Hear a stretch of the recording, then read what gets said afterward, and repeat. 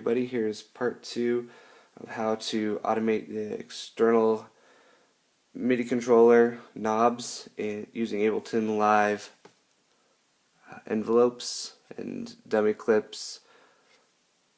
I'll show you real quick what I have going here. Right now I have it set up so I'm just using one knob, but it'll control that pan. Again, using the same knob, use that one, and so you kind of get the idea what's going on here. I'm using a CC map 8, so I can map all my knobs to this and then have all 8 doing something completely different. But for the sake of time, I'm just using this one, setting it to the 3 pans. In the last video, I showed you how to use just one of these, but the drawback to that is every time you would change the MIDI message that was being sent here using envelopes, it would reset back to 0. The value here would just shoot right down to 0, which doesn't really work. So what I have going here, so it doesn't do that, is using a MIDI effect rack. I have 3 instances of the CC map 8 here, and the same knob on my MIDI controller mapped to all 3.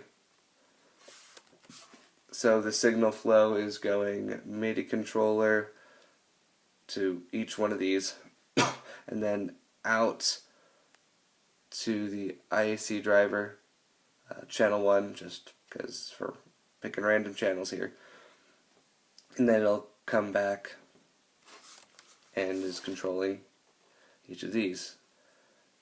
So this first one controls this, second one controls the second one, third one controls the third one, so on and so forth. Hopefully you get the main idea. I'm not going to spend too much time on it.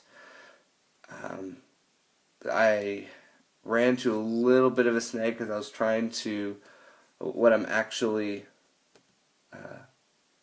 adjusting here using the envelopes is the mute button. So if you watch, you can watch the mute button down here switch when I change the clips. I was trying to make it as CPU efficient as possible and just mapping the on-off switch, but it was running into a weird inconsistency, which I don't know how to take care of it. I don't know if it's my issue or if it's Ableton's issue altogether, but it's still not too CPU intense. It's just like 2% each time you move a knob, which may or may not be too much for you.